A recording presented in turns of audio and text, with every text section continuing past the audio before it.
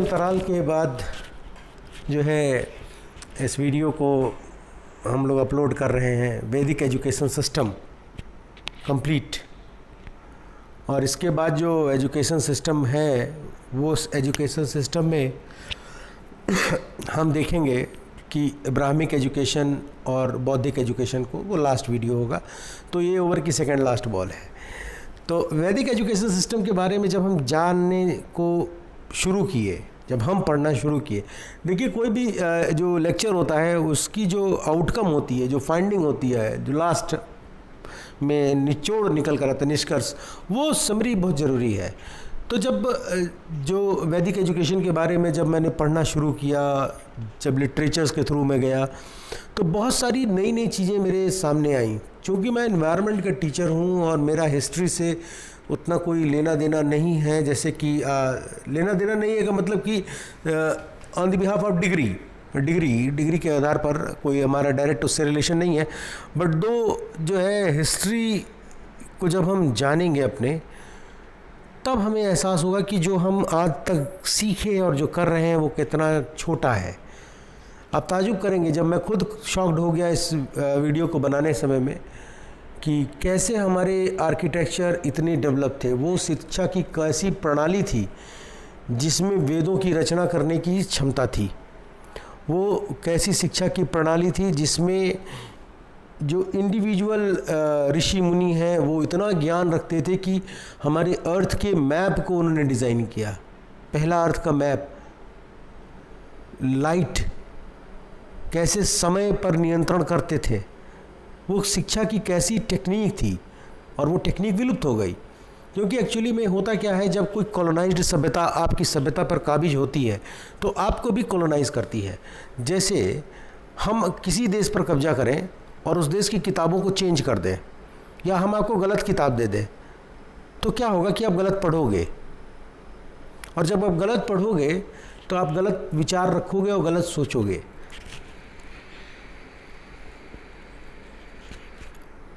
और यही गलती हम करते आ रहे हैं। तो शुरू करते हैं अपना लेक्चर। माई सेल्फ डॉक्टर प्रकाश। और आज जो ये कंटेंट बना है उसके लिए मैं थैंकफुल हूँ प्रोफेसर बलराम सिंह सर का, प्रोफेसर राधेश्याम सिंह सर का, वेदवीर आर्य जी का, नीलेश नीलकंठोक जी का, डॉक्टर त्रिभुवन सिंह सर का, संगम टॉक्स और जयपुर डायलॉग का, कि उन्होंने इतनी ज़्यादा जानकारी, माने वो तो समुद्र है ये लोग, और मैं उस समुद्र से एक गागर पानी लेकर आया हूँ। और हम इस पर डिस्कस करेंगे और समय को देखेंगे। और इस सब का ओवरऑल जो आइडिया था, जो फोकल थीम जिसको हम तैयार कर रहे थे, उसके लिए मैं जिसको थैंक्स कहूँगा, उनके लिए मैं अलग से एक वीडियो भी बनाऊँगा। और आप सभी जानते भी होंगे डॉक्टर सुशील कुमार सिंह सर हैं। और इसके बाद से एक बच्चे ने क्वेश्चन पूछा था कि सर पेपर सॉल्व करने का तरीका बताइए जो एग्ज़ामिनेशन में होते हैं यूनिवर्सिटीज़ के। तो उस पर भी मैं एक वीडियो आपको बना के डाल दूँगा। फ़िलहाल इस पर हम डिस्कस करते हैं। अब ये स्लाइड देख रहे हैं, ये आप ग्लिम्स देख रहे हैं हमारे उन मार्बल आर्किटेक्चर्स की जो कि उस समय कार्य किए गए जब कोई लेज़र टेक्निक या आईआईटी मौजूद नहीं था। आप ताजुब करेंगे, इन मीनारों को देखिए। पद्मनाभन स्वामी टेम्पल, ये आप जो देख रहे हैं, ये एम्ब्रियोनिक स्टेज डेवलपमेंट का पूरा जो है, ये कोयम्बटूर में एक मंदिर है, वहाँ पर डिज़ाइन करके बनाया हुआ है। तो अगर हम एम्ब्रियोनिक स्टेज पर डेवलपमेंट की बात कर रहे हैं तो जाहिर सी बात है कि हमारे पास सिटी स्कैन करने या स्कैनर कोई टाइप का होना चाहिए, अल्ट्रासाउंड टेक्निक टाइप का कुछ होना चाहिए मशीन। और वो मशीन नहीं होने पर भी इतनी सटीक कार्विंग, एम्ब्रियोनल स्टेज की जानकारी हमारे पास थी। तो सोचिए आपकी हमारा मेडिसिन, हमारी सर्जरी कितनी ज़्यादा उन्नत थी। आप इंजीनियरिंग का एक छोटा सा नमूना देखिए, ये लोहे के छल्ले नहीं हैं, ये रॉक्स हैं और इनको कार्व किया गया है। स्टोन कार्विंग देख रहे हैं आप, अजंता अलोरा की गुफाएं मास्टरपीस है, ये सब मास्टरपीस है। आप किसी भी प्राचीन जो है वैदिक काल के उस पर जाएं तो आप अगर उन मूर्तियों और उन पत्थरों की दीवारों पर अपने हाथ को फेरेंगे तो आप उस समय में भी यात्रा करने लगेंगे। सोचिए कितनी उन्नत टेक्नोलॉजी थी ये। मल्टी स्टोरेज जो है मंदिर की कार्विंग की गई और इस पे भी कई सारी नक्काशियाँ की गई। ये हल्का फुल्का साइंस नहीं हो सकता है। जो अंग्रेज कहते थे कि जब वो इंडिया आए तो भारत सपेरों का देश हो गया, ऐसा कुछ नहीं था। We are the master of the world and ruler of the world, ये भी हम देखेंगे आगे। ये तो एक छोटा सा ग्लिम्स था। जब रिटन टेक्स्ट की शुरुआत की गई, जब पढ़ाई लिखाई की बात आई, तो पढ़ाई लिखाई की बात के समय में सबसे पहले तो हम बोलने की जगह पे साइन का इस्तेमाल करते थे, लैंग्वेज का। कई अलग अलग तत्व हैं लैंग्वेज को लेकर, पर जब वैदिक एजुकेशन की बात की जाती है तो संस्कृत सबसे पहले आता है। देखिए, सभी लिपियों की जिसको मदर कहते हैं वो है संस्कृत। और जैसे लैटिन भाषा है, लैटिन भाषा जो है वो मदर ऑफ इंग्लिश कही जाती है, वैसे ही संस्कृत सारे लिपियों का जो है वो मदर लैंग्वेज है, शुरुआत हुई यहाँ से। तो संस्कृत को 3 हिस्सों में देखा गया है। प्रोटो संस्कृत जो इंडस सिविलाइजेशन से के उसमें फेज में आई, इंडस एरिया में, जिसको 16,000 से 11,000 BC में रीड आउट किया गया। आप देखिए, यही टाइमलाइन की मैं बात कर रहा था शुरुआत में कि जब हम इसको डिस्कस करेंगे तो आपको बड़े बड़े आश्चर्य चीज़ देखने को मिलेंगे, क्योंकि हम टाइम फ्रेम के एक अलग मोड में आ रहे हैं। फिर वैदिक संस्कृत आया। वैदिक संस्कृत 14,000 से 14,500 से 10,500 BC में आया। इसी में सारे वेद लिखे गए, इसी कालखंड में सबसे ज़्यादा वेद लिखे गए, इसीलिए इसको वैदिक एरा भी कहते हैं। फिर पोस्ट वैदिक संस्कृत आया जो 10,500 से 7,500 BC के बीच में फ्लेज में था, फुल फ्लेज में।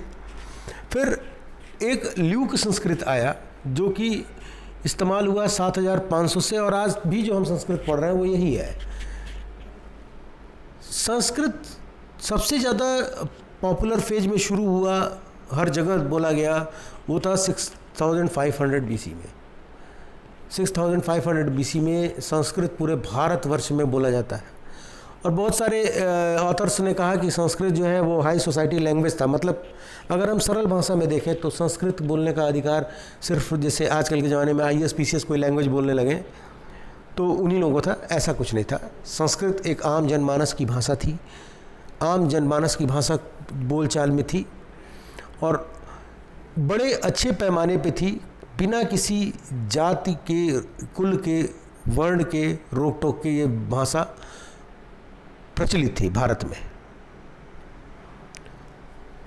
फिर जो है सम्राट महाराज भरत, जिनके नाम पे भारत पड़ा, उनकी थोड़ी सी जानकारी, क्योंकि अभी आगे आप इसके बारे में भी थोड़ा जानेंगे हम लोग। 78 अश्वमेध यज्ञ किया उन्होंने यमुना के किनारे, और 55 अश्वमेध यज्ञ किया गंगा के किनारे। टोटल 133 अश्वमेध यज्ञ करने वाले इस सम्राट थे। अश्वमेध यज्ञ के लिए इनको किंग ऑफ अश्वमेध यज्ञ का भी कहा जाता है। ऋग्वेद में वर्णित है किंग ऑफ अश्वमेध यज्ञ, अश्वमेध यज्ञ के राजा, मतलब ऑलरेडी भरत। जैसे अगर आपसे बोले हम चाचा नेहरू, तो आप पंडित जवाहरलाल नेहरू से रिलेट कर लेंगे डायरेक्ट। अगर हम बोले महात्मा, तो आप डायरेक्ट रिलेट कर लेंगे महात्मा गांधी जी से। उसी तरह जब हम कहते हैं कि किंग ऑफ अश्वमेध यज्ञ, तो आप डायरेक्ट वैदिक सेंटेंस में आता है महाराज भरत, जिनके नाम पे भारत पड़ा। ये भरत भगवान रामचंद्र जी के भाई भरत नहीं है, ये भारत हैं, और ये जो है इनके नाम पर जो है भारतवर्ष पड़ा। और भारतवर्ष का नाम जो है 14,000 में BC में वेदों में लिखना शुरू किए लोग, भारत। और पूरे उसमें टेक्स्ट में 13,000 के बाद जो है, 13,000 BC के बाद जो है भारत हर जगह इस्तेमाल होने लगा। आज जो हमारा टॉक है, जो डिस्कशन का है, उसमें हम लोग पोस्ट वैदिक एजुकेशन सिस्टम को देखेंगे, इसके बारे में थोड़ा जानेंगे, डिवीज़न ऑफ टीचर्स के बारे में जानेंगे।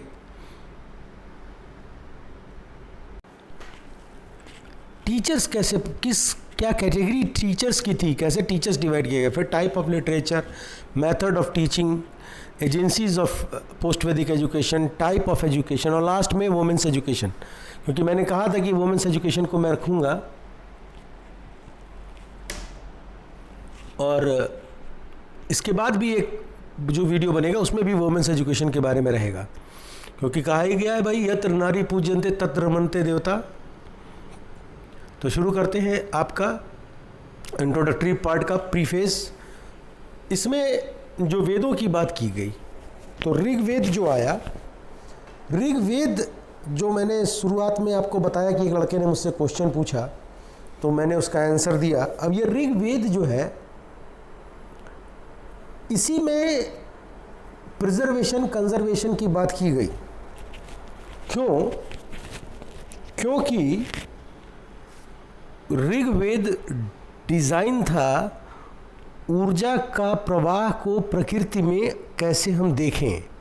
माने ऋग्वेद जब लिखा जा रहा था तो उस दौरान के ऋषि मुनियों को मालूम था कि पूरे धरती पर ऊर्जा जो है एक डायमेंशन में फ्लो हो रही है, जिसको बाद में लिंडर्समैन ने 10% लॉ में दिया, जिसको लिंडर्समैन 10% लॉ कहते हैं, फूड चेन और एनर्जी फ्लो में बताया गया। और जो लिंडर्समैन आज बता रहे हैं वो हमारे पास सदियों पहले, सालों बरसों पहले एग्जिस्ट कर रहा था। 14,500 से 10,500 के बीच में ऋग्वेद लिखा गया, जिसमें 1028 हाइमन्स, 10 मंडल और 10,552 वर्सेस हैं, वर्सेस चैप्टर्स। अब इसमें जो वर्सेस मतलब श्लोक। अब इसमें जो आपका एनर्जी की बात की गई, तो देखिए आप ऊर्जा के प्रवाह को 5 महाभूतों में देखा है उन्होंने, चितजल पावक गगन समीरा। इन्होंने 5 एलिमेंट में ऊर्जा के प्रवाह को देखा और ऊर्जा अच्छी मात्रा में एक उन्नत, एक साफ सुथरी एनर्जी हर आयाम में फ्लो करती है, अगर उसमें हम प्रदूषण को इम्पैक्ट में न करें, इम्पाउंड न कर दें। रिवर में एनर्जी बहुत है और वो फ्लो कर रही है, पर अगर हम उसमें पोल्यूटेंट को इम्पाउंड करते हैं तो उससे उसकी एनर्जी का ह्रास होता है। जैसे हमारा विकास क्रम, अगर हम, हमारे शरीर में भी ऊर्जा फ्लो करती है, अगर नहीं कर रही होती तो हम अभी भी बच्चे ही होते या वो ही नहीं होते, वॉर्म में होते। ये एनर्जी का फ्लो है कि हमारा एज और इन जो शरीर का बनावट है उसमें बदलाव आता रहता है, और ये बनावट और ये बदलाव को हम देख रहे हैं।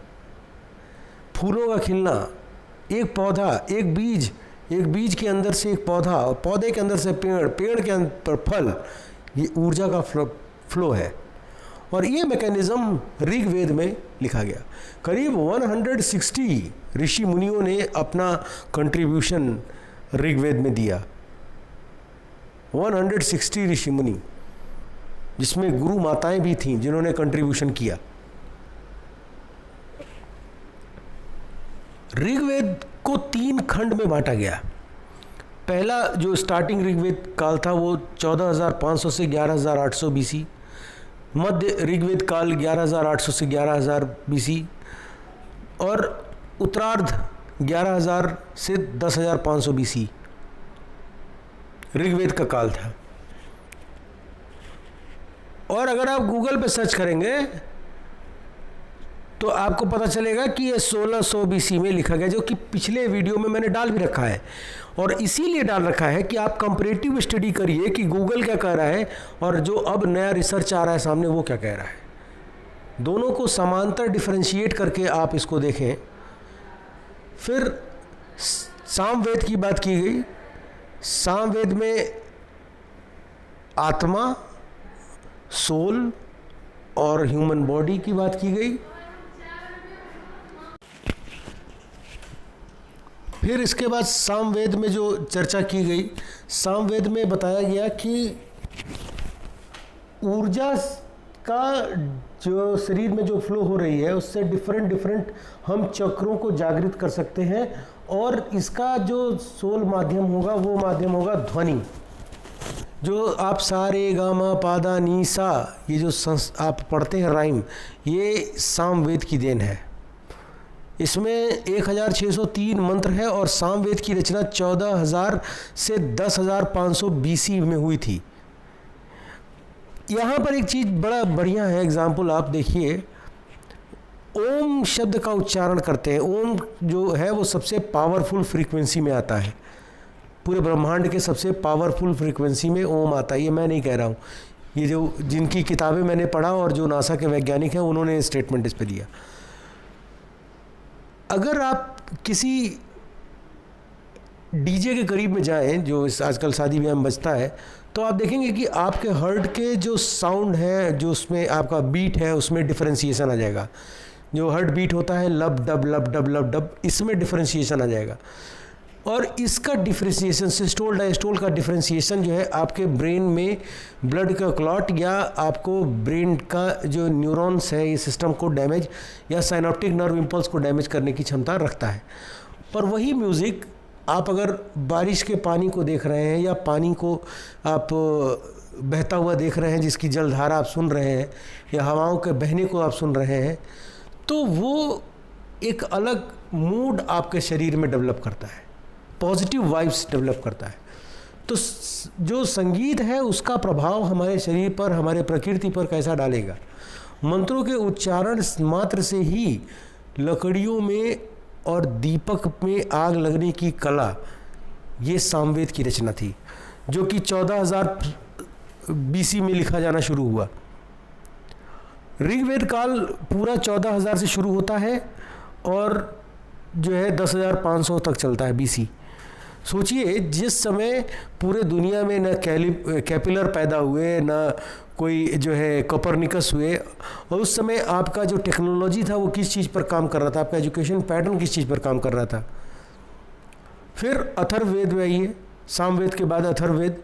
अथर्ववेद जो है वो कलेक्शन ऑफ साइंस है, साइंस के समस्त फील्ड का collection, arithmetic, engineering, architecture, medicine, surgery, जो भी साइंस के फील्ड में इस समय जो बना है, एटॉमिक फिजिक्स तक, ये सारा का सारा अथर्ववेद में आता है। अथर्ववेद की रचना 14,000 से 10,500 BC के बीच में हुई, इसीलिए इसको वैदिक काल कहा गया।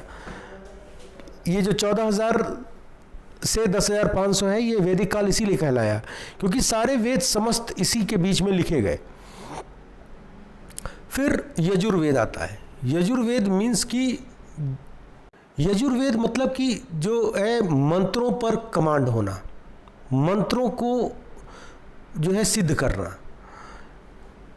और ये सिद्ध करने का जो माध्यम था, जो मोड था, वो था आग, फायर। रिचुअल्स जितने भी परफॉर्म किए जाते हैं सनातन धर्म में, वो सब के सब अग्नि पर डिपेंडेंट होते हैं।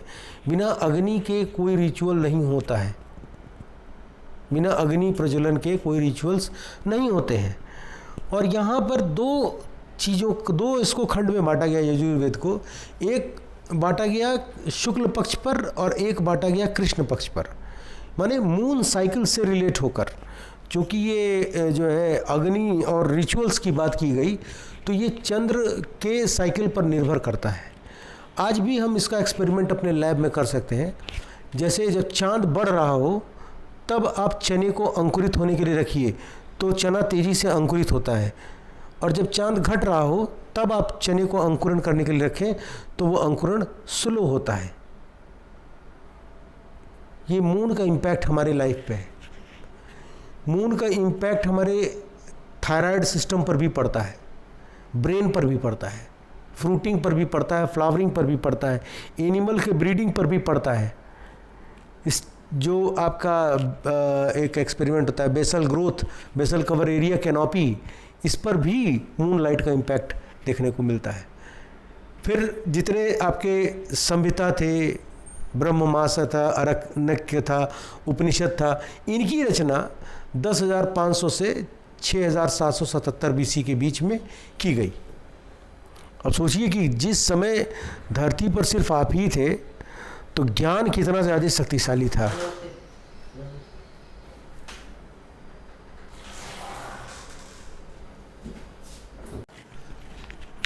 अब वैदिक टाइमलाइन को अगर हम देखें तो मांडूक्य उपनिषद कहता है कि वैदिक एजुकेशन सिस्टम नहीं है, वो सत्य की खोज या जीवन को कैसे जिए उसके आधारभूत मूल तत्व जो है उनको कैसे हम अपने यूज़फुलनेस के लिए इस्तेमाल करें के बारे में है। इसी चीज़ को गैलीलियो ने भी कहा है। गैलीलियो की एक किताब है डियाग्रामा ऑफ ट्रूथ, जिसको उन्होंने डायग्राम ऑफ ट्रूथ के नाम से है, वैसे तो वो लैटिन में है डियाग्रामा ऑफ वितातस, वितातस मतलब सत्य। तो उस पर भी उन्होंने कुछ ऐसी ही बातें कही हैं। तो वैदिक एरा का जो बिगिनिंग माना गया जिसमें प्रोटो संस्कृत आया वो था 22,000 BC से शुरू होना। फिर प्रोटो वैदिक पीरियड आया जो 16,000 से 14,500 BC चला। फिर वैदिक पीरियड आया जो 14,500 से 10,500 BC। फिर पोस्ट वैदिक एरा आया 10,500 से 6,777 BC। अब ये जो BC में आपका आया, इसी में आप देखिए संहिता, ब्रह्ममास, अरण्यक, उपनिषद, ये सारे के सारे इसी में लिखे गए पोस्ट वैदिक पीरियड में। और ये है क्या, ये वेदों से लिए गए कुछ टेक्स्ट हैं जो कि एक्सप्लेन किए गए कमेंट्रीज़ के रूप में। जैसे महर्षि थे याज्ञवल्क्य, उन्होंने कमेंट्रीज़ अपनी दी। फिर उसके बाद से आपका जो ऋषि मुनि हुए उन्होंने अपनी कमेंट्रीज़ दी। और ये कमेंट्रीज जो है इसका हम इम्प्लीमेंटेशन स्वामी विवेकानंद की लिखी हुई किताबों में भी देख रहे हैं, जिसमें वो वेदांत की बात करते हैं। अब इंट्रोडक्शन पे जब हम आते हैं, अभी तक तो हम वैदिक एरा को समझ रहे थे, उसके बारे में अध्ययन कर रहे थे, एक्सप्लोर कर रहे थे। तो हम देखते हैं कि वैदिक एरा में हमारे पास जो एजुकेशन की प्रणाली थी, जो शिक्षा की पद्धतियाँ थीं, वो पद्धतियों पर जो है अलग अलग सब्जेक्ट के स्पेशलाइज्ड टीचर उस स्कूल में हुआ करते थे। जैसे आप किसी स्कूल में जाइए तो वहाँ पे मैथमेटिक्स का स्पेशलाइज्ड टीचर होगा, ठीक है, इंग्लिश का स्पेशलाइज्ड टीचर होगा, हिंदी का स्पेशलाइज्ड टीचर होगा, इन्वायरमेंट का स्पेशलाइज्ड टीचर होगा। तो उसी तरह वहाँ पे भी हमारे यहाँ भी गुरुकुल में स्पेशलाइज्ड टीचर्स होते थे हर सब्जेक्ट के। और वहाँ पे जो हम पढ़ते थे वो था अर्थमेटिक, फिलॉसफी, विधि शास्त्र, grammar, demonology, medicine, spiritualism, surgery, astronomy, architecture, politics. और ये सबसे ज़्यादा रिच लाइब्रेरीज थी उस समय। हर गुरुकुल की अपनी इंडिविजुअल लाइब्रेरी थी, हर गुरुकुल की। और यह लाइब्रेरी इतनी ज़्यादा रिच थी जिसका आप एग्जाम्पल सुश्रुत जैसे स्टूडेंटों में देखते हैं जो कि सर्जरी के मास्टर्स थे। तो ये वो पद्धतियाँ थी, जैसे वो आप मास्टर्स तभी बनेंगे ना जब आप एजुकेट होंगे। तो जो आपको एजुकेशन जिस मोड में आपको दिया गया होगा वो मोड कितना डेवलप होगा, ये सोचने की बात थी। महर्षि भारद्वाज ने पहला भारत का में बैठकर धरती का नक्शा बना दिया। तो धरती का नक्शा जब उन्होंने बनाया तो उस समय सारे कॉन्टिनेंट्स लगभग एक दूसरे से जुड़े हुए थे। तो दो खरगोश जैसे दिखते हैं, तो लोगों ने कहा कि यार ये तो दो खरगोश बनाए हैं। पर वो भूल गए कि उस टाइम फ्रेम में सारे कॉन्टिनेंट जो है वो पेंजिया से टूटकर लॉरेशिया और यूरेशिया और गोड्सवाना बनने के कगार पे थे। तो सारे के सारे कॉन्टिनेंट एक दूसरे से इंटरलिंक्ड थे। सारे के सारे कॉन्टिनेंट को आप ट्रेवल करके देख सकते थे। तो ऐसा जो वैदिक सिस्टम था जो इन्फॉर्मेशन का, ये सोसाइटी इतनी ज़्यादा परिष्कृत थी, ये संस्कृत को बोलने में हम लोग की प्रोनाउंसिएशन में जो है दिक्कत हो, वहाँ पर वो संस्कृत कॉमन लैंग्वेज हुआ करती थी।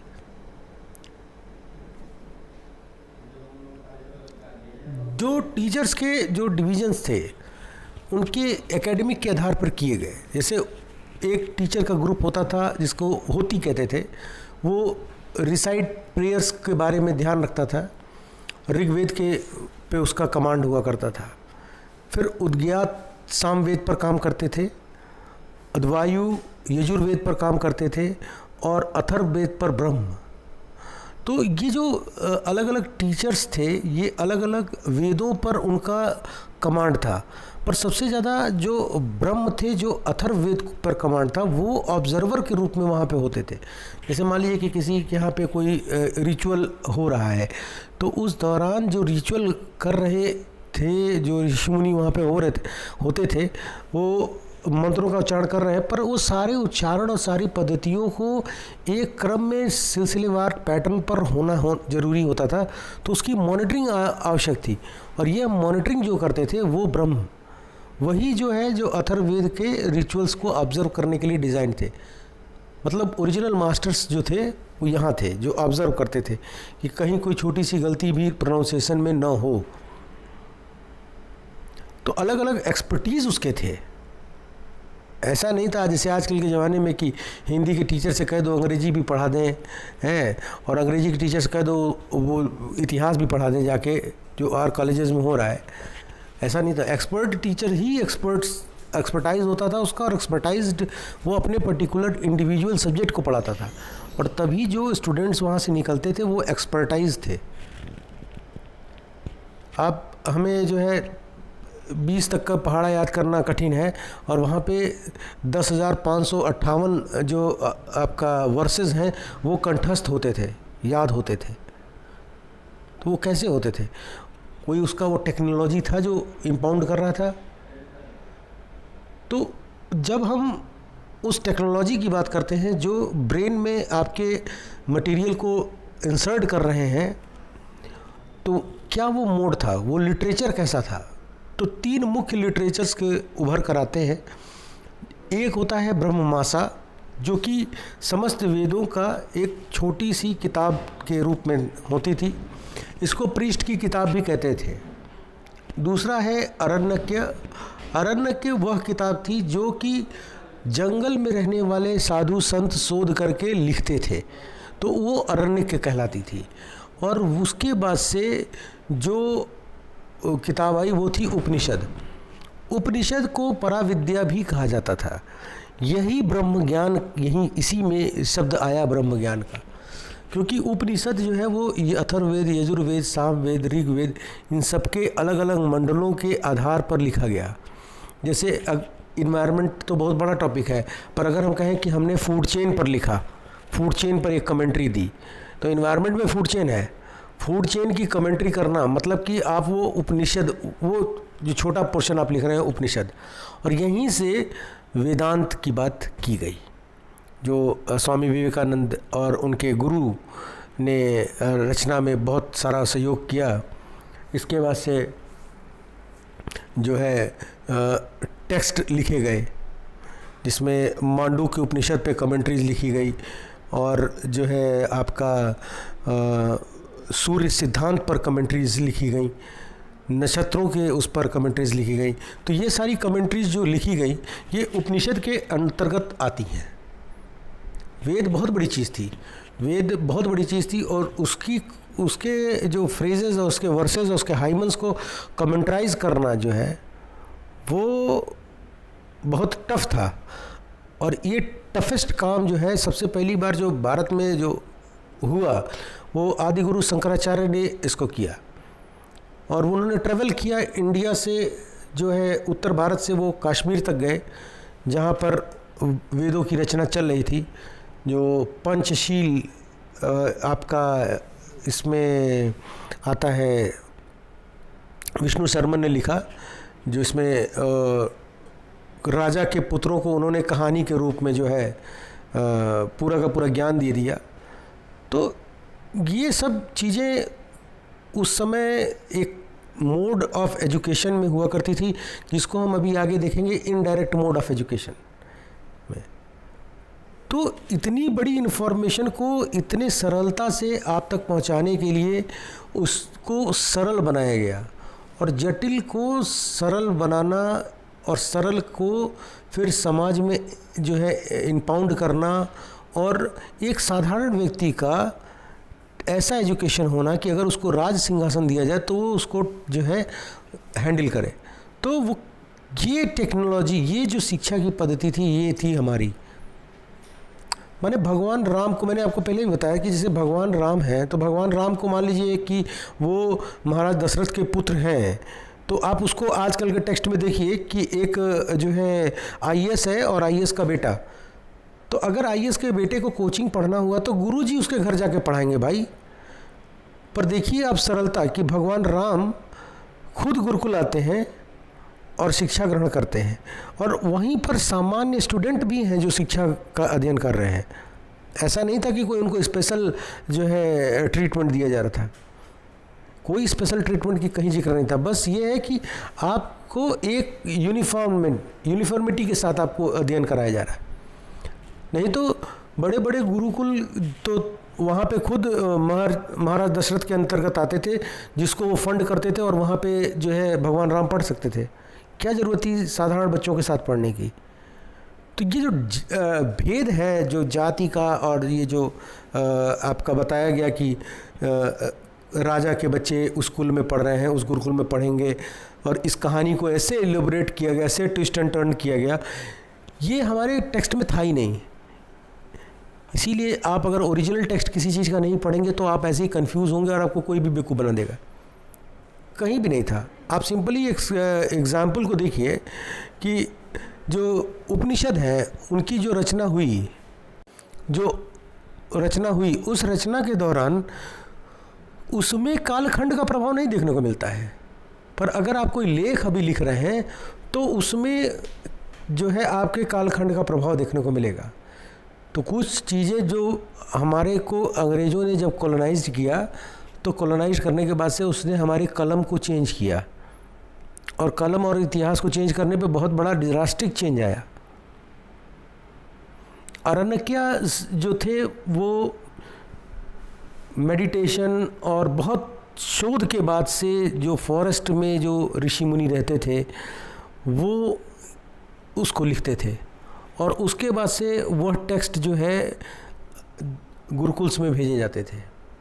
अलग एक्सपर्टीज़, जैसे हम कहें कि हमने एक पीएचडी की और पीएचडी करने के बाद से एक कॉपी मैंने यूजीसी को दी या किसी यूनिवर्सिटी को दी रखने के लिए या पढ़ने के लिए, तो ये चीज़ें होती थी इसमें अरण्यके में। इसके बाद से जो टीचिंग था, अब आइए कि ये सारी चीज़ें आप पढ़ाई कैसे जाएं। जैसे मान लीजिए अगर हम आपसे कहें कि आपको लायन के बारे में नहीं सोचना है और आप आंख बंद कीजिए, तो आपके अंदर दिमाग में लायन का इमेज बनेगा।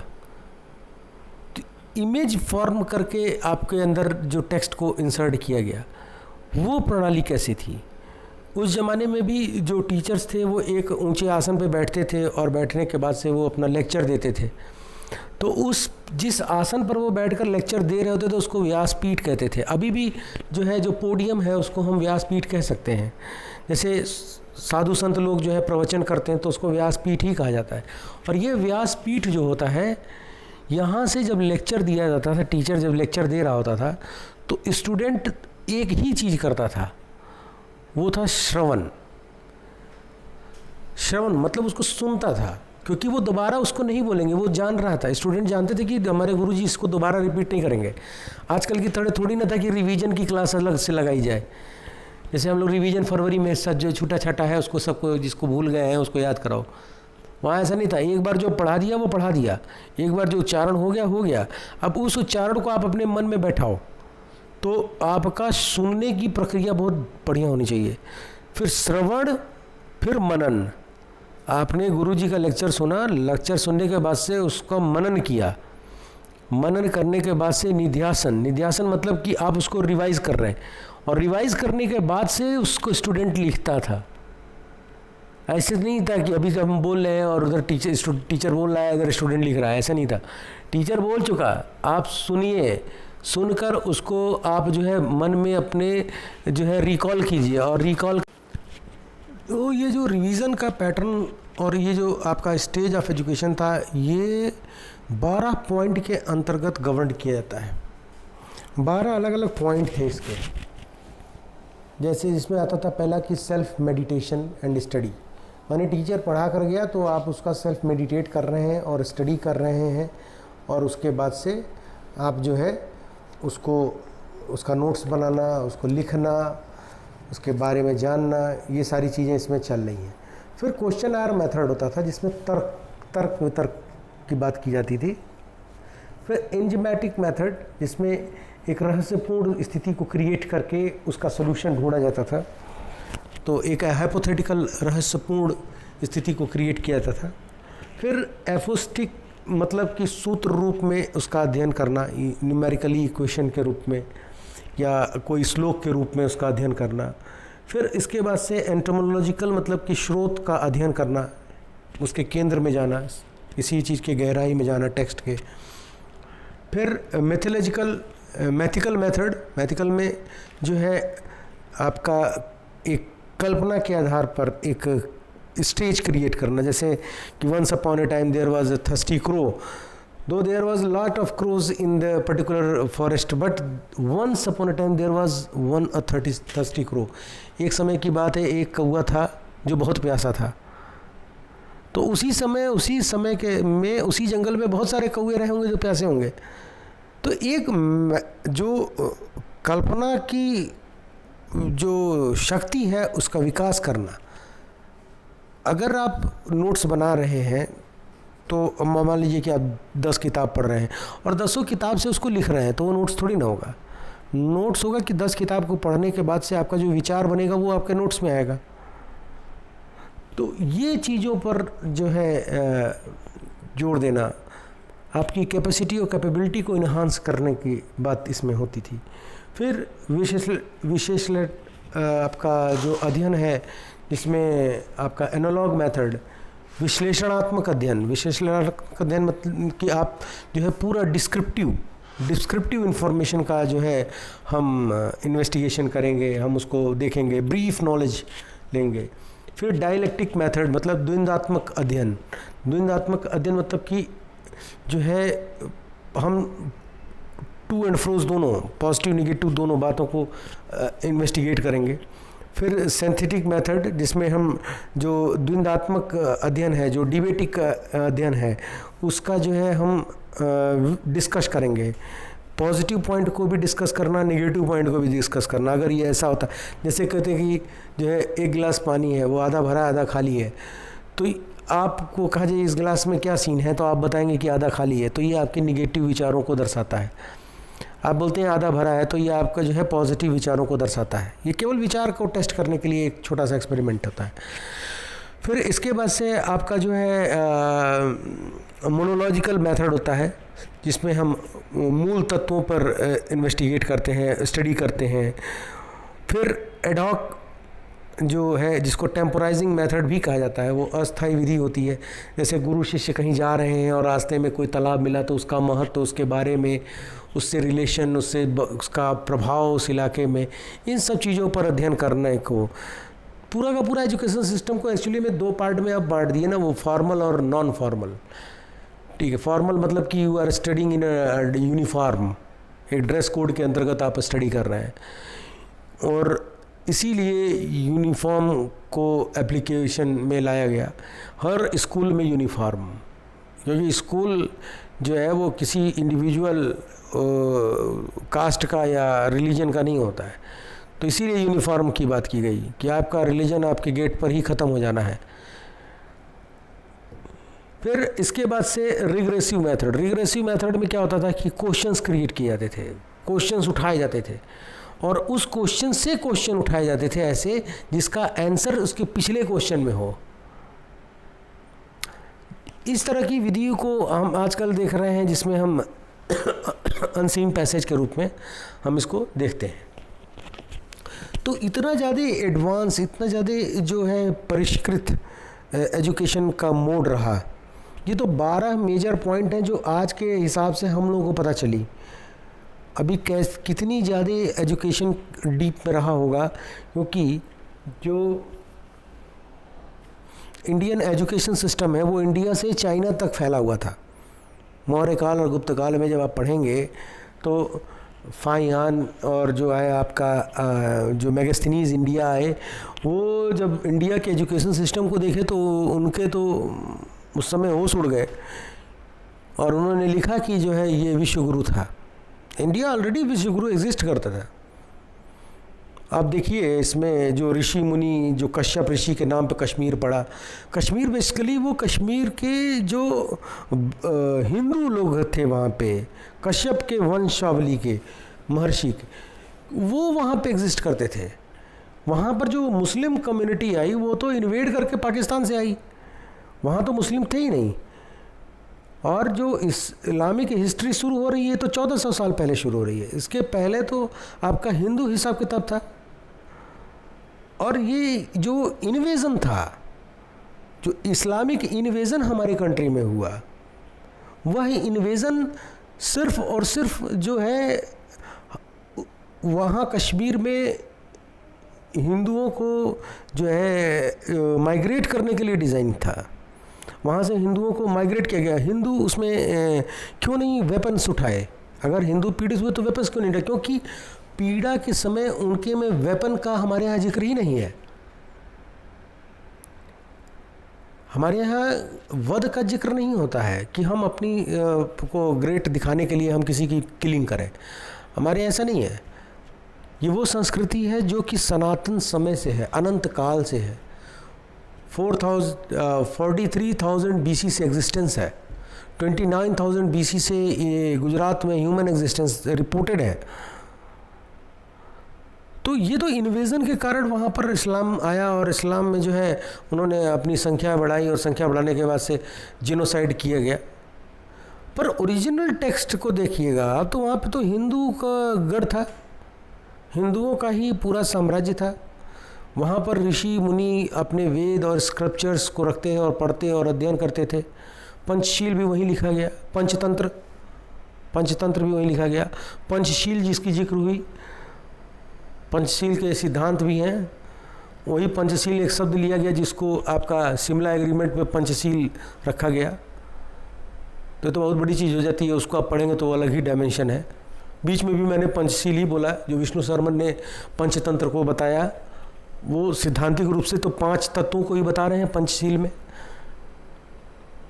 तो ये सारी कुछ जो वैदिक का इनरिचमेंट इनलाइटमेंट हुआ, वो इनरिचमेंट और इनलाइटमेंट कश्मीर में सबसे ज़्यादा हुआ।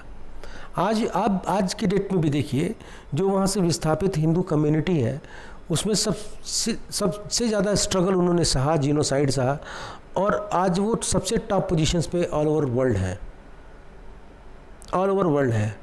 नॉट अ सिंगल वन, आप किसी भी सिंगल व्यक्ति को उसमें टेररिस्ट के उसमें ग्रुप में नहीं पाएंगे, नॉट अ सिंगल वन। और टोटल ये प्रोग्राम्ड था उस सभ्यता को मिटाने की कोशिश, जो कि सदियों से एक साम्राज्य पर और एक उसूल और आदर्श पर कायम थी। ये कोशिश की गई, ये घिनौना अपराध किया गया। नहीं तो हमारे पास ये 12 पॉइंट से और ज़्यादा पॉइंट्स होते, और ज़्यादा पॉइंट होते जो कहीं जला दिए गए। बख्तियार खिलजी ने तक्षशिला को जलाया, लाइब्रेरी को उसके, कहते हैं महीनों तक जलती रही। क्यों जलाया? वो इसीलिए नहीं जलाया कि वहाँ पर लिखा था कि जो है कोई समय चक्र या कोई काल के बारे में। वहाँ उसने देखा कि वो तो चूँकि बख्तियार खिलजी एक मुस्लिम आक्रांता था। आप इतिहास को पढ़िएगा, उसमें लिखा है बख्तियार खिलजी मुस्लिम आक्रमणकारी था, आक्रांता था। आक्रांता जब वो इंडिया आया तो उसने देखा कि यार हम तो पढ़कर आए, हमारे मौलाना पढ़ाए कि तुमसे पहले कोई था ही नहीं, और यहाँ तो तेरा इतना पुरानी पुरानी ग्रंथें रखी हैं। तो वो उसको बिना सोचे समझे डिस्ट्रक्शन मोड में डाल दिया और जला दिया और हत्याएं की। अब यही चीज़ अगर कोई हिंदू राजा वहाँ पे जाता और ऐसी चीज़ों को देखता तो वो उसको और ज़्यादा डेवलप करता। जैसे पुष्पमित्र शुंग, चंद्रगुप्त मौर्य, सम्राट अशोक, ये सब थे, ये लोग राजा महाराजा, ये महाराणा प्रताप, फिर इसके बाद से बिंदुसार भी, ये डेवलपमेंटल फेज में रहे। और इसका कारण हमारे एजुकेशन सिस्टम में है। हमारे यहाँ भगवान राम के बाद भगवान कृष्ण आए, जो भगवान राम से छूटा उसका ज्ञान को पूरा उन्होंने किया। और सर्वे भवन्तु सुखिनः सर्वे सन्तु निरामया सर्वे भद्राणि पश्यन्तु माँ कश्चित् दुख भाग भवेत्, इसकी जिक्र हमारे यहाँ सनातन में है। तो ऐसे धर्म को आप सिर्फ जो है डिस्ट्रॉय कर सकते हैं फिजिकली, वो मोरली और मेंटली डिस्ट्रॉय नहीं होता है, मोरली और मेंटली डिस्ट्रॉय नहीं होता है। और हमारे ऋषि मुनि इसको जानते थे कि कभी न कभी ऐसा स्थिति आ सकती है, इसीलिए वेदों में जो भी काल खंड लिखे गए वो कोड भाषा में लिखे गए। और अब उस कोड भाषा की डिकोडिंग शुरू हुई, और डिकोडिंग शुरू हुई तब हमें ये समय काल मिल रहा है। जो हम ये टाइमलाइन देख रहे हैं आज, ये आपको मैंने जो टाइमलाइन ये दिखाई, ये टाइमलाइंस ये हमको आज मिल रहे हैं, ये कोडेड थे। और वेदों में जो कोडिंग थी वो थी नक्षत्रों के ऊपर। हमारे पास 27 नक्षत्र थे हैं, और 27 नक्षत्रों में ऐसे बताया जाता है भगवान राम इस नक्षत्र में पैदा हुए। तो अगर भगवान राम इस नक्षत्र में पैदा हुए तो उस नक्षत्र में जो तारों की संख्या और गणनाएं और दिशा थी उसको कोड कर दिया। और उस नक्षत्र को जब हम कंप्यूटर में फीड कर रहे हैं आज, इसका श्रेय वेदवीर आर्य जी को जाता है। उन्होंने जब उसको फीड किया तो टाइमलाइन बनकर सामने आ गया, इसको हम देख रहे हैं। फिर जो ये एजेंसी, जो ये टीचिंग मोड था, ये श्रवण मनन और निध्यासन, यह जो टीचिंग था ये 12 पॉइंट पर निर्भर करता था। और यह किस एजेंसीज के द्वारा रन किया जाता था? तो पहला था शाख, चरणस, परिषद, कुलास। अब देखिए यहाँ पर ये चारों स्कूल के ही नाम हैं, ये चारों स्कूल ही हैं, शाखा, चरणस, परिषद और कुलास। कुलास में एक डिफ्रेंशिएशन है, कुलास में डिफ्रेंशिएशन है, वो है सिक्योरिटी रिजम में। जैसे कि महाभारत काल में गुरुकुल में केवल राजपुत्र ही पढ़ते थे, केवल राजा के क्षत्रिय राजा के पुत्र ही पढ़ते थे। क्योंकि हस्तिनापुर तो कई सारे गुरुकुल को फंड करता था। द्रोणाचार्य को उन्होंने हायर किया था कि भाई आप हमारे यहाँ के ही बच्चों को पढ़ाइए। तो जाहिर सी बात है जब वो हायर्ड थे तो वो उसी कुल के बच्चों को पढ़ाएंगे। ऐसा तो था नहीं कि गुरुकुल को जो उस समय थे उसमें और भी सारे गुरुकुल थे और उन गुरुकुल को फंडिंग कहीं और से मिल रही हो।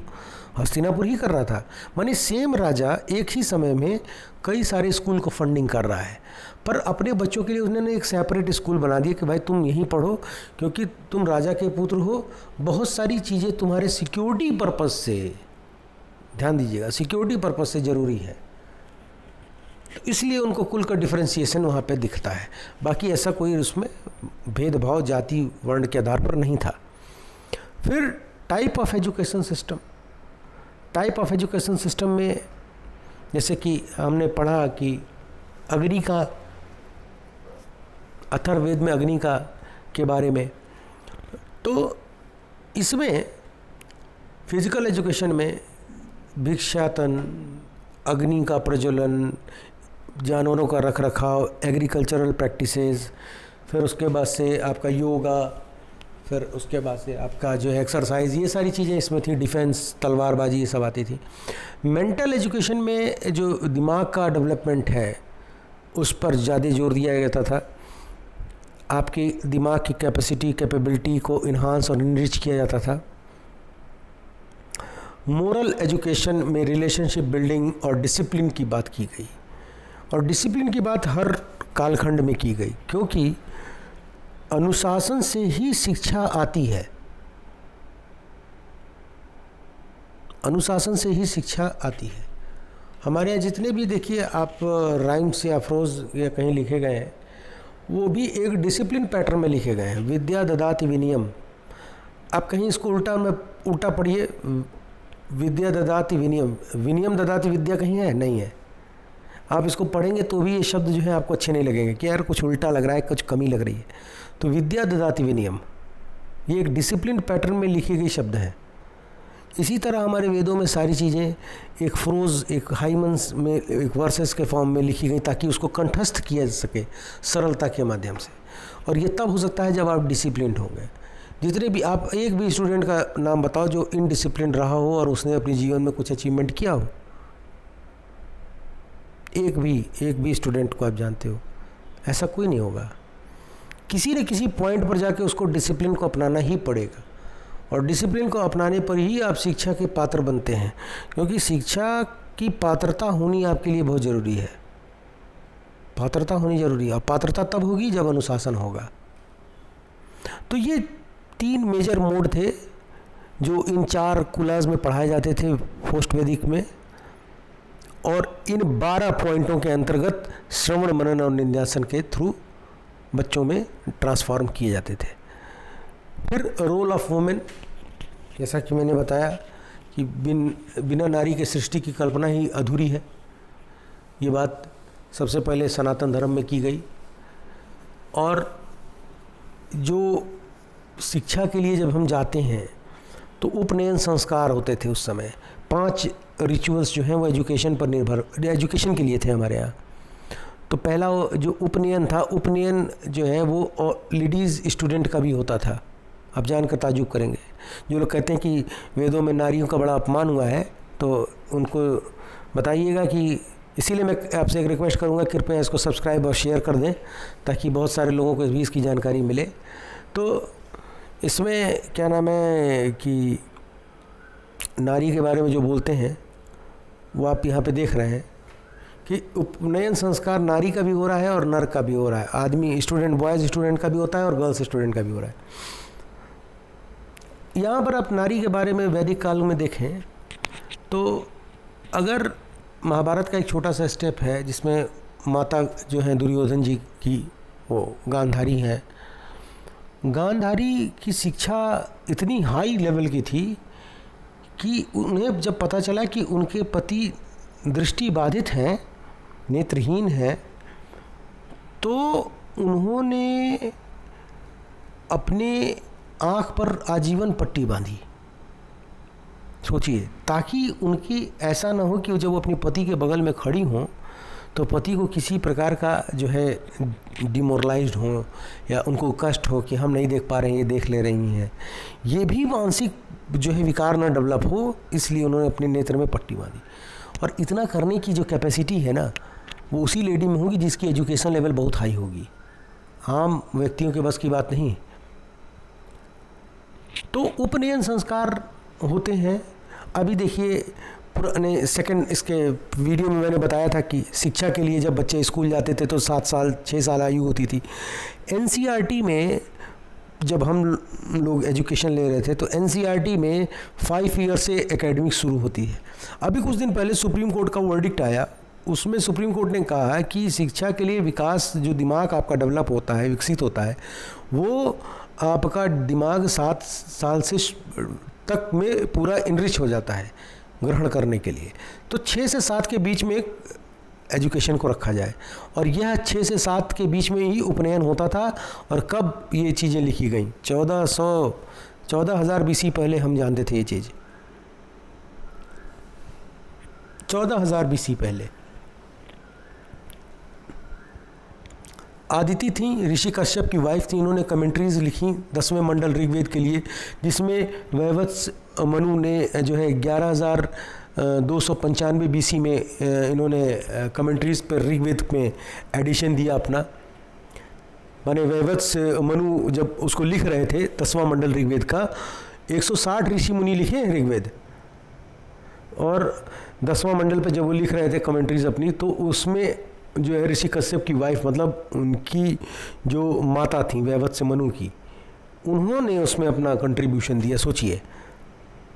फिर उसके बाद से चांडुक्य उपनिषद में विहोरना ने दिया, फिर दिव्या, पुलोमा, सची, सत्यवती, ऋचिका, बहुत सारे जो हैं देव कन्याओं ने जो है इसमें विवरण दिए, स्टेटमेंट और दिए। और इसमें आपका मैत्रेयनी उपनिषद में जो कि 40,000 से 34,000 BC के बीच की बात की गई, उसमें भी जो है देवी मैत्रेयनी ने अपने कमेंट्रीज दी। तो ये इतना सरल नहीं था, लीलावती सिद्धांत है, मैथमेटिक्स पर है। तो इंदुलेखा, सुभद्रा, शशि प्रभा जो सीता माता की सहेली थी, का भी नाम था शशि प्रभा। जब महाराज राम जाते हैं माता सीता के जनकपुरी, तो शशि प्रभा बहुत खेद व्यक्त करती हैं कि आपने जो सीता के साथ किया माता के, वो गलत किया। तो ये सारी चीज़ें, इतना बड़ा राइट होना किसी भी आम व्यक्ति का, ये सरल नहीं था कि आप राजा को सीधे बोल दो कि आपने गलत किया, वो आपको गर्दन ही काट देगा। पर एजुकेशन ऐसा था, ऐसा सम्मान ऐसा था कि इसीलिए रामचरितमानस के उत्तरकांड को हाइपोथेटिकल माना गया। उत्तरकांड कोई कांड ही नहीं था, वो बाद में एड ऑन किया गया, उससे कोई लेना देना ही नहीं था, एड ऑन वर्स था। इसके बाद से जो मैं आपको टाइमलाइन अभी तक बताया 14,000 15,000 BC, इसकी जानकारी कहाँ से मिली? ये जानकारी जो है मैं आपको यहाँ पे दे रहा हूँ। वेदवीर आर्य जी ने इन नक्षत्रों की गणनाओं को स्टेलेरियम सॉफ्टवेयर में डाला, और इस सॉफ्टवेयर में जब उन्होंने नक्षत्रों को रखा तो उससे टाइम फ्रेम तैयार हुआ, और उस टाइम फ्रेम के आधार पर हमारे पास ये सारी जानकारी आई, जिसमें बताया गया कि जो है नक्षत्र हमारे यहाँ 27 है, और हमारे यहाँ नक्षत्र की जो गणना थी वो उस इक्वेटर के रोटेशन पर नहीं थी, वो हमारे एक्सिस के रोटेशन पर थी। जब लट्टू, पृथ्वी को एक लट्टू मान लीजिए, और वो नाचता है, तो जहाँ उसका पिन नीचे सेंटर पे अर्थ से टच कर रहा है, वहाँ वो सर्किल बनाता है, उस सर्किल को प्रीसेशन कहते हैं। और इसी प्रीसेशन के आधार पर हमारे यहाँ नक्षत्रों की गणना की गई। एक समय में, आज के समय में पोल ध्रुव तारा, ये पोलेरियस इसको हम कहते हैं, ये यहाँ पर, एक समय में ये यहाँ पर पोल हुआ करता था हमारा वेगा।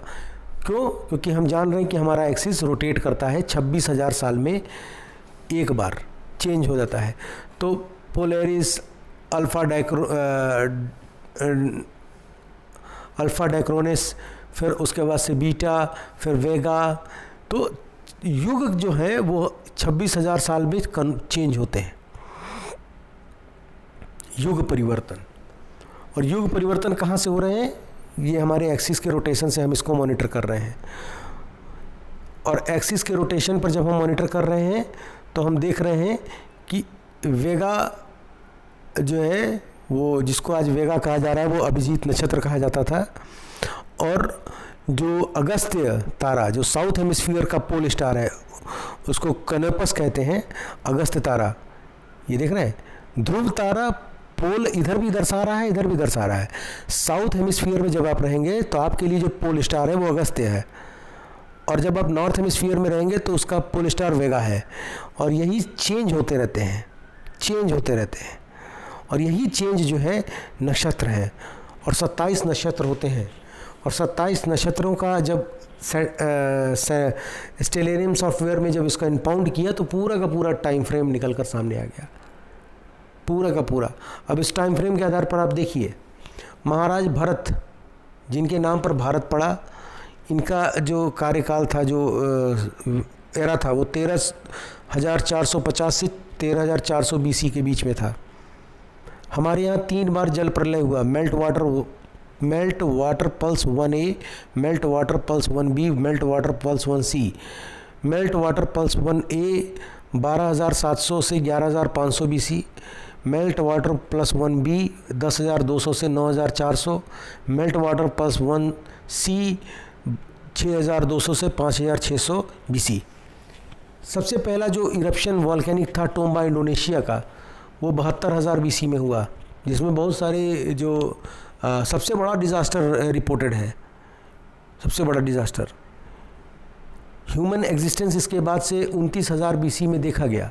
इसी दौरान खेती भी देखी गई, हम खेती भी करते थे। सूर्य सिद्धांत, ये जो प्लानिटरी साइंस है जिसको केपलर ने बाद में अब Kepler law of planetary motion कहते हैं, ये सूर्य सिद्धांत भारत में 6778 बीसी से एग्जिस्ट कर रहा था। लोहरा देव उत्तर प्रदेश में है, जिसकी खुदाई अभी हाल में ही हुई, डिस्कवरी पर इसका जो है दिखा रहा था। 13,000 से 7,300 बीसी में इसके सारे कार्बन डेटिंग साक्ष्य मिले। पोम्पुहार कावेरीपट्टनम तमिलनाडु में 9,500 बीसी का साक्ष्य है। बीराना हिसार में 7,570 बीसी का साक्ष्य मिला। मेहरगढ़, जो कि इस समय पाकिस्तान में, पहले इंडिया में ही था।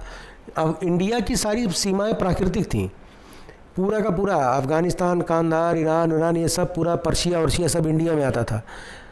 फिर इसके बाद से मेहरगढ़ 7,000 बीसी, फिर राखीगढ़ 6,500 बीसी हरियाणा। पहला जो आपका संगम स्नान के बारे में, जो संगम जो मेला लगता है, वो 12,226 बीसी में महर्षि अगस्त्य के कालखंड में लगा। मनु ने, जो पहले मनु थे, एक वैवत्स मनु थे, 12 मनु हुए शायद, तो आपका जो है जो मनु थे, जो मनु शत्रुपा, तो ये इनका जो विवरण आता है वेदों में, उन्होंने अयोध्या का निर्माण 14,000 बीसी में किया। फिर 28वां जो आपका जो त्रेता युग हुआ, फिर इसके बाद से जो त्रेता युग की शुरुआत मानी गई वो 6,777 से 5,777 बीसी। रामायण का जो एरा था, जो रामायण का कालखंड था, वो है 5,677 से 5,577 बीसी। भगवान राम का जो बर्थ हुआ, देखिए जनवरी फरवरी तो ये अभी आ रहा है ना, पहले हमारे यहाँ नक्षत्रों के आधार पर था। तो नक्षत्रों के आधार को अगर हम कंप्यूटर मॉडल में डालें तो हमारे यहाँ भगवान राम का जो डेट ऑफ बर्थ है वो 3 फरवरी 5674 बीसी है। जो सीता माता का बर्थडे है वो 16 मार्च 5667 बीसी। भगवान राम और सीता की जो शादी हुई थी वो 5 दिसंबर 5654 बीसी में हुई थी। उनका जो वनवास हुआ था वो 26 नवंबर 5649 बीसी में हुआ। राम ने रावण का वध जिस दिन किया वो था 30 नवंबर 5635 बीसी। राम भगवान वापस अयोध्या आए वो दिन था 20 दिसंबर 5635 बीसी। और मैं फिर बता रहा हूँ कि आप इस नवंबर दिसंबर को लेकर कंफ्यूज मत होइएगा, क्योंकि नक्षत्र जो है वो एक अंश खिसकते रहते हैं अपने उससे, मेडिटेरियन लाइन से। और अर्थ हमारे जो ये सन है और ये हमारी अर्थ है, तो ये एकदम परफेक्ट इलिप्टिकल पाथ नहीं है। ये इलिप्टिकल पाथ अप डाउन भी होता है, ये इलिप्टिकल पाथ चेंज होता रहता है। ये इलिप्टिकल पाथ इधर से भी होगा, ये इलिप्टिकल पाथ थोड़ा सा ऊपर होगा। और जो हमारे यहाँ पर ये अर्थ है, ये सन के जो चारों ओर चक्कर लगा रही है, वो चारों ओर चक्कर स्पंदन करते हुए लगा रही है, वाइब्रेशन करते हुए, वाइब्रेशन मोड में। तो ये एक कारण है। उसके बाद से हमारा जो सोलर सिस्टम है वो भी वाइब्रेट करके रोटेट कर रहा है, और हमारी मिल्की वे भी वाइब्रेट करती है। तो ये स्पंदन की प्रक्रिया के कारण हमारे यहाँ जो है नक्षत्र शिफ्ट होते रहते हैं। और इसी के कारण जो आप ये 26 नवंबर देख रहे हैं, या मार्च देख रहे हैं, या फरवरी देख रहे हैं, ये चेंज होकर अब जो है वो नया कालखंड बनकर आया। पर अगर हम एग्जैक्ट एरा देखें, अगर हमसे कोई कहे कि भगवान रामचंद्र जी किस सदी में पैदा हुए, तो मैं बोलूँगा कि 5674 बीसी में पैदा हुए। अब ये प्रूव्ड है, क्योंकि उस समय भगवान राम जब पैदा हुए तो उस समय नक्षत्रों को जब हम सैटोरियम सॉफ्टवेयर में डालें, उस समय का जो बताया कि पोलियरिस इधर था, ये नक्षत्र इधर था, ये जो ग्रह थे वो यहाँ थे, उस प्लानिटरी ऑब्जर्वेटरी को हम जब इसमें इनपाउंड किया तो हमें टाइम फ्रेम मिल गया। और ये टाइम फ्रेम मिलने के कारण अब ऐसा है, क्योंकि हम 1875 साल भारत के इतिहास का हमारे पास गायब था। और ये वेदवीर आर्य और नीलेश नीलकंठ ओक के जो ये हार्डेस्ट मेहनत है, कंट्रीब्यूशन है, उसका ये फल है जो आप यहाँ पे देख रहे हैं, और जिसको मैं बहुत सरल भाषा में आपको एक्सप्लेन करने की कोशिश कर रहा हूँ। इसी तरह द्वापर युग जो है वो 5577 से 31 3176 बीसी तक रहा। महाभारत का युद्ध जब लड़ा गया तो वो 25 अक्टूबर से 11 नवंबर के बीच में लड़ा गया, 20 दिन का, कुल 18 दिन का हुआ। और यह लड़ा गया 3162 BC में महाभारत का युद्ध हुआ। भीष्म सैया पर गए 30 जनवरी से 3 फरवरी के बीच में, 3161 BC में उनके प्राण उन्होंने अपने त्यागे। भगवान कृष्ण का जन्म 3223 BC में हुआ। भगवान कृष्ण का निर्माण 3126 BC में हुआ। द्वारिका नगरी सबमर्ज हुई 3126 BC में। भगवान कृष्ण के डेथ के ही एरा में वो सबमर्ज हो गई। और कलयुग की शुरुआत 3176 BC में हुई। यही 3176 BC को जो है गूगल मानता है कि यहाँ से हड़प्पा सभ्यता खत्म हो गई, यहीं से भारत शुरू है, जबकि ऐसा नहीं है। भारत 29,000 BC से एग्जिस्टेंस में है। जो रेशियो है चारों युग का, कृतिका, त्रेता, द्वापर और कली, ये 4:3:2:1 में है। ये जो श्रृंखलाबद्ध तरीके से हमारे भारत की जो संस्कृति है और जो सभ्यता है, इसको मिटाया गया, ये एक प्री ऑर्गेनाइज्ड प्रोग्राम था, क्योंकि हम उस चीज़ को टॉलरेट नहीं कर सकते। जैसे बख्तियार खिलजी आया तो बख्तियार खिलजी ने उसको टॉलरेट नहीं किया, तो चूंकि वो पढ़ा लिखा नहीं था तो उसने टॉलरेट नहीं किया और उसने उसको जला दिया। उसी तरह अंग्रेज़ जब इंडिया आए तो अंग्रेज़ थोड़े पढ़े लिखे थे तो उन्होंने इसकी किताबें चेंज कर दी, और यही काम हमारे साथ हुआ। और चूंकि अब बहुत सारी टीम लगी है इसको सही करने में, तो उम्मीद करते हैं कि आपको ये जानकारी अच्छी लगी होगी शिक्षा के पद्धति पर। इसमें बहुत सारे बच्चों ने मुझसे कुछ क्वेश्चंस पूछे हैं कि नोट्स का एग्ज़ाम में कैसे लिखा जाता है, तो उस पर भी मैं एक आपका वीडियो बनाकर डाल दूँगा। मिलते हैं इसके चौथे और आखिरी एपिसोड में। तब तक के लिए खुश रहिए, स्वस्थ रहिए। Thank you very much. Have a nice day.